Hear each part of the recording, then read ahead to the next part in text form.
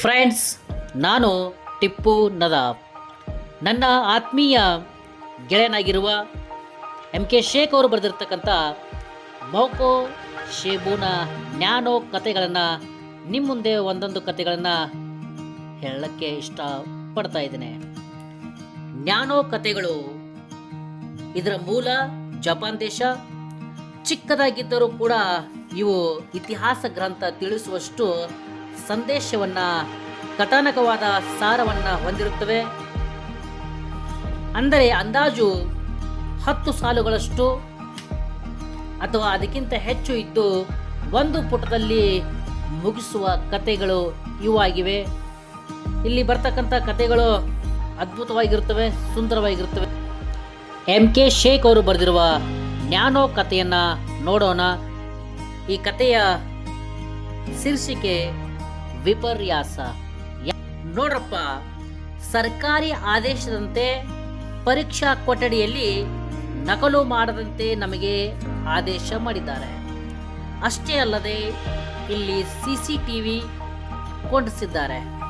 ಹಾಗಾಗಿ ಪರೀಕ್ಷೆಯಲ್ಲಿ ಯಾರೂ ನಕಲು ಮಾಡುವಂತಿಲ್ಲ.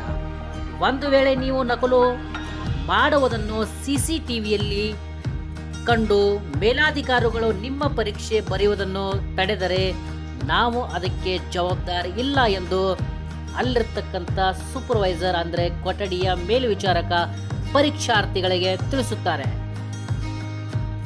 ಎಂದು ಹೇಳಿ ಪರೀಕ್ಷಾ ಕೊಠಡಿಯ ಮೇಲ್ವಿಚಾರಕರು ಎಲ್ಲ ಸ್ಪರ್ಧಾರ್ಥಿಗಳಿಗೆ ಸೂಚನೆಯನ್ನ ನೀಡ್ತಾರೆ. ಮುಂದೆ ನೋಡಿ ಕತೆ ಯಾವ ರೀತಿ ಹೋಗುತ್ತೆ ಅನ್ನೋದನ್ನ. ಪ್ರಾರಂಭದಲ್ಲಿ ಪರೀಕ್ಷೆ ನಿರಳವಾಗಿ ನಡೆದಿತ್ತು. ತಾಸಿನ ನಂತರ ಪರೀಕ್ಷಾರ್ಥಿಗಳು ಹಿರಿಯರ ಮಾತಿಗೆ ಬೆಲೆ ಕೊಡದೆ ಸಾಮೂಹಿಕ ನಕಲು ಮಾಡುತ್ತಿದ್ದರು. ಮೇಲ್ವಿಚಾರಕರ ಮಾತಿಗೆ ಬೆಲೆ, ಮರ್ಯಾದೆ ಇಲ್ಲದಂತಾಯಿತು. ಹಾಗಾಗಿ ಶಿಕ್ಷಕನಿಗೆ ಆವಾಜ್ ಹಾಕುತ್ತಾರೆ.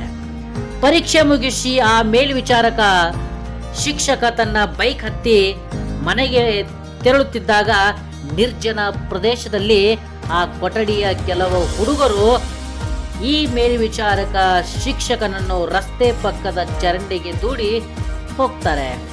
ಬಿದ್ದ ಪರಿಣಾಮ ಅವರ ಕೈ ಕಾಲುಗಳು ಮುರಿದುಕೊಂಡು ಆಸ್ಪತ್ರೆ ಸೇರ್ಬೇಕಾಗ್ತದೆ. ಎಷ್ಟು ವಿಪರ್ಯಾಸ ಅಲ್ಲವೇ? ಇದು ಒಂದು ಚಿಕ್ಕದಾಗಿರ್ತಕ್ಕಂಥ ನ್ಯಾನೋ ಕತೆ. ಈ ನಿಮಗೆ ಕತೆ ಇಷ್ಟವಾದರೆ ಲೈಕ್ ಮಾಡಿ, ಸಬ್ಸ್ಕ್ರೈಬ್ ಮಾಡಿ. ಧನ್ಯವಾದಗಳು.